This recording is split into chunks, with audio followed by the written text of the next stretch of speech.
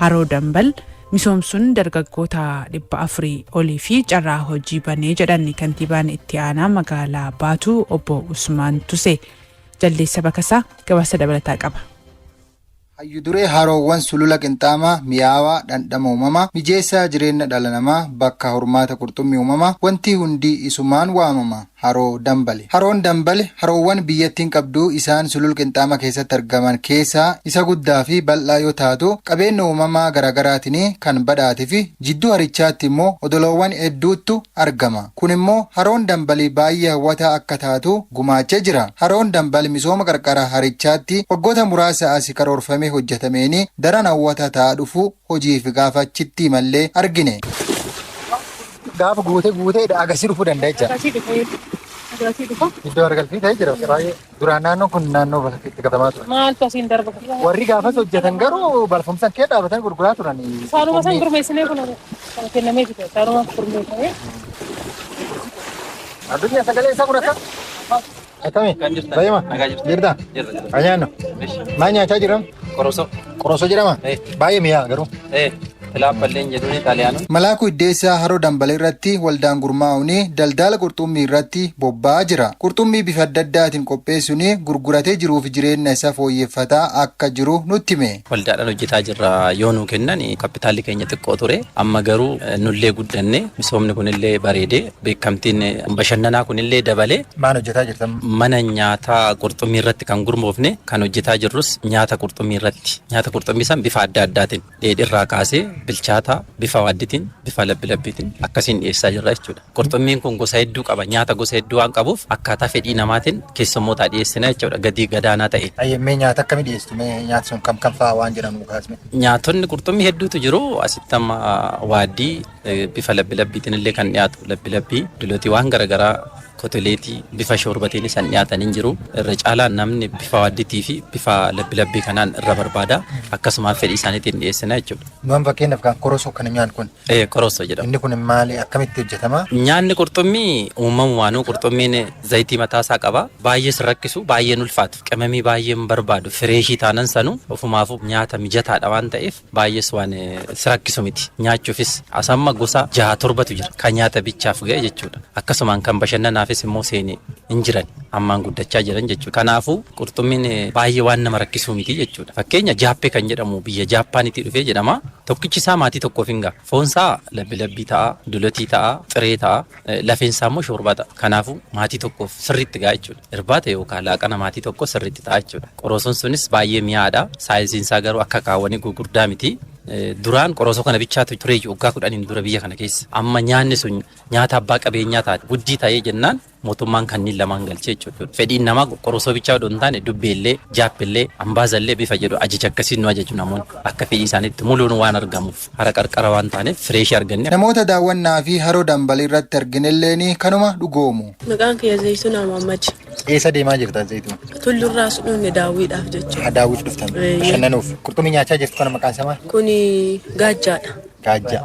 Akkam mi'a? Jechuun kan mi'aawuu fi kan hin mi'oofne garagaraan. Ajajamu irratti adda baafata? Eeyyan. Kun kan mi'aawu moo kan mi'oomu? Baay'ee mi'aawu kun. Baay'ee namatti tola. Dr. Lammii Koorsoo itti gaafatama kilaaster qonnaa magaalaa Baattuuti. Gosoota qurxummii adda baasuun akka magaalaa Baattuutti hojii bal'aatti jirraa jedhan. Harooma dambal amma jiru kana keessatti akkamitti akka qurxummii tursiisuu dandeenyu akkasumas ammoo bifa artificial pondii ta'e yookiin pondii mala namaatiin hojjetanii haroo mala namaatiin hojjetan keessatti qurxummii akkamitti galchuu dandeenya kan jedhu kana qabannee itti deemaa jirra. Kana keessatti keessattuu giddugalli qorannoo qonna qurxummii ollaa kenna waan jiruuf isaan wajjin qindoomuudhaan tokko qurxummii achi keessa jiru akkamitti akka tursiisuu dandeenyu, fayyummaa isaanii akkamitti eeguu dandeenyu, faayidaa isaa akkamitti akka tiksuu dandeenyu kana qabannee deemaa jirra. Kana keessatti ammoo qurxummii gosa 7tu hara keenya keessa jira. Akka carraa ta'e ammoo balfa garagaraatiif ammoo yeroo garagaraatitti harri kun faalamuu irraa kan ka'e qurxummiin gosa 5tti deebi'ee ture.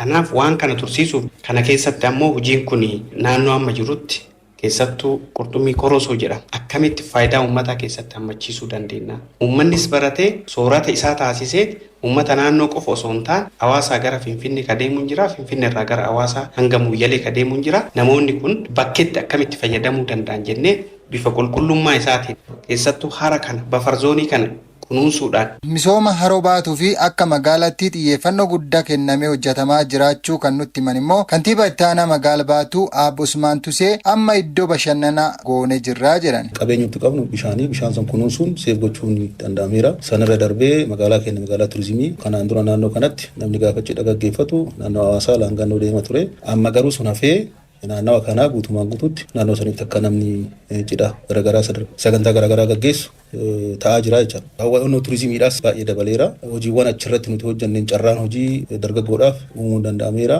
Fakkeenyaaf nuti akka magaalaatti waan akka biraandittis qabachuu dandeenyu qurxummiidhaan baatuun kan beekamu qurxummiin beekama. Naannoo sanitti namni dhufee qurxummii gatii baay'ee gadi bu'aa ta'een akka nyaatu dargaggoosuma magaalaa keenyaa gurmeessinee achitti akka qurxummiin garaagaraa namni bifa barbaadeen akka nyaachuu danda'u karaa gaarii ta'een shaggar irraa dhufee Adaama irraa dhufee namni Finfinnee irraa dhufee asitti boqotee akka deemu taasisaa jira jecha misooma sana hojjechuu keenya. Hojii gammaatti hojjetameeni galiin magaalallee dabalaa jiraachuu kan himan Aabbo Usmaan caarraa hojii uumameeni haroo Dambal qofa irratti dargaggoota 400 olii akka gurmeessan dubbatanii jiru. Waldaa yeroo jalqabaatiif gurmeessinee sadarkaa garaagaraatti waldaa gara 12-13 qurxummii irratti kan gurmaa'ee jira. Akkasumas ammoo sanqufaa osoo hin taane kan achi keessatti paarkingiidhaan gurmaa'e. Duraan konkolaataan abbaan argisiisnee paarkingiidhaan qophaatti gurmeessinee haalli ittiin hojjetaa jiranii gosa garaagaraatiin waldaa baay'ee kan ta'u enterpiraayiziidhaan gadi 20 olii kan ta'an achirratti gurmaa'ee jira. Dargaggoo gara 400 olii carraa hojii hara gubbarrattis jalbaadhaan gurmaa'anii kan hojjetanii jechaadha. Keessummaan gaafa dhufu haraa keenya keessatti daseetii gara 5-6tu jira. Isaanis kan agarsiisan turistoonni garaagaraa gaafa dhufan kan agarsiisan jalbaadhaan namni bashannanuu hararratti barbaadu. Sunis waldaadhaan gurmaa'aa waan ta'eef walii galaan gara nama 400 olii carraa hojii uumuu danda'eera jecha naannoo sana. Haadholiin ulfaa guyyaa ulfaanirraa kaasanii hordoffii ulfaa gochuun fayyaa haadhaaf daa'immaniif murteessaadha. Haati ulfaa tokko guyyaa ulfooftee kaastee hanga deessutti yeroo 8 deddeebitee ilaalamuu akka qabdu ogeessonni kan gorsanii dhimma kanarratti taliilee toleraa waan qopheessitee qabdi dhaggeeffannee walitti deebina.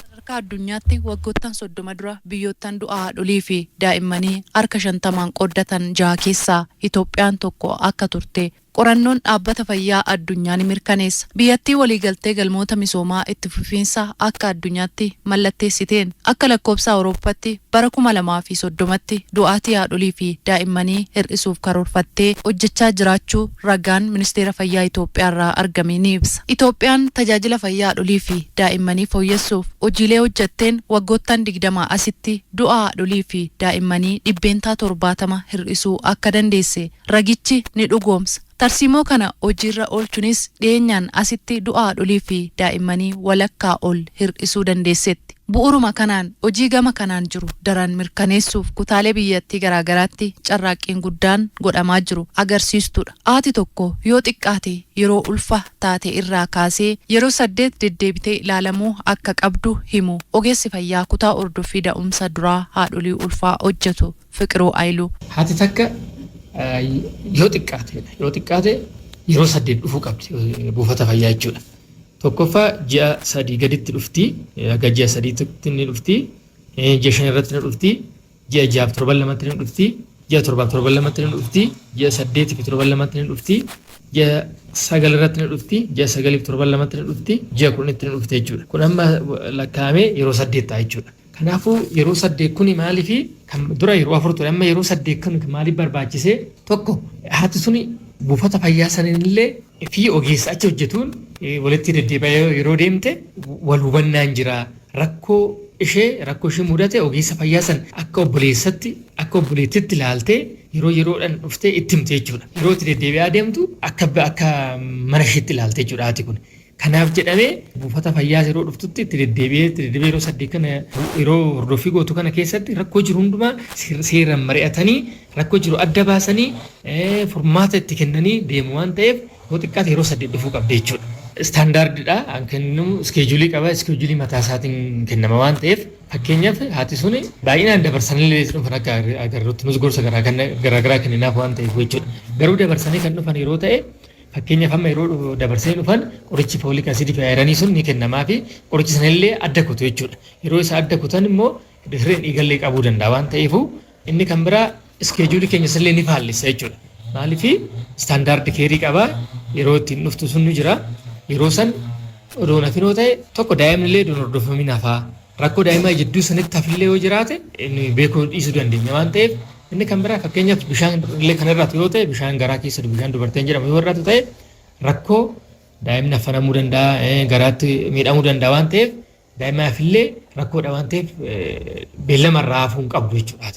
Yeroo hordoffii ulfaa haadha takkaaf qorannooleen godhaman garaagaraatu jira. Hubannoon hawaasa keessa jiru tokko altiraasaawundii ilaalamuu qofti gahaa akka ta'etti ilaaluudha. Inni kun sirrii miti. Marsaalee hordoffii garaagaraa irratti qorannoon fincaanii, gartuu dhiigaa, HIV, vaayirasii tiruu gosa B kana malees qorannoon fanxoo ni godhama. Akkasumas dhiibbaa dhiigaa fi amma sukkaaraa ilaaluun barbaachisaadha. Qorannoolee kana gochuun dhukkubni haadha irraa gara daa'ima gadameessa jiruutti darbuu yoo jiraate yaaluu fi ittisuuf. Hir'inni dhiigaa jiraachuu fi jiraachuu dhabuu adda baasuuf gartuu dhiigaa haadha warraa fi abbaa warraa yoo walitti dhufe miidhaan inni daa'ima uumamaa jiruuf qabu adda baasuu fi infekshinoonni ulfaaf yeroo ciniinsuu irratti rakkoo fidan jiraachuu fi jiraachuu dhabuu adda baasuuf nama gargaara. Kanaaf qorannoolee kana gochuun haadhaa fi daa'ima gadameessa jiruuf faayidaa guddaa qaba jedhu ogeessi fayyaa Fiqir Waayiluu. Dubartiin ulfataate sa'aatii yookiin yeroo itti ulfataatu ta'uu beektu yookiin pireedni ishii yookiin xuriin ishii itti hafisanii eegaltee gara buufata fayyaa deemtee hordoffii ishee gochuu qabdi jechuudha. Akkuma beekamu hordoffiin kan godhamu bilisaan godhama waan ta'eef jechuudha. Keessattuu yeroo san keessatti yeroo hordoffii hin goone kan hafte yoo ta'e fakkeenyaaf maaltu jira gadaamessa alatti ulfaa'uu wanti jedhamu ni jira. Gadaamessa alatti ulfaa'uu kana yoo hordoffii hin goone ta'e yoo altiraasaawundii ilaalamne ta'e hin beekamu jechuudha. Booda ishiifis haadhaafis rakkoodha waan ta'eef akka biyyaatittuu du'aatii haadholee fi daa'imman hir'isuu keessatti haati takka hordoffii deemsa duraa gochuun dirqamas beekuus qabdi. Keessattuu amma eksteeshinoota illee walitti hidhamiinsa ni qabna nuti. Eksteeshinoonni fayyaa keenyallee ganda isaanii keessatti tokkoon gara buufata fayyaa akka dhufan gorsaa deemuu isaanillee immoo gorsa nagaanii yeroo itti dhufan ni jira jechuudha.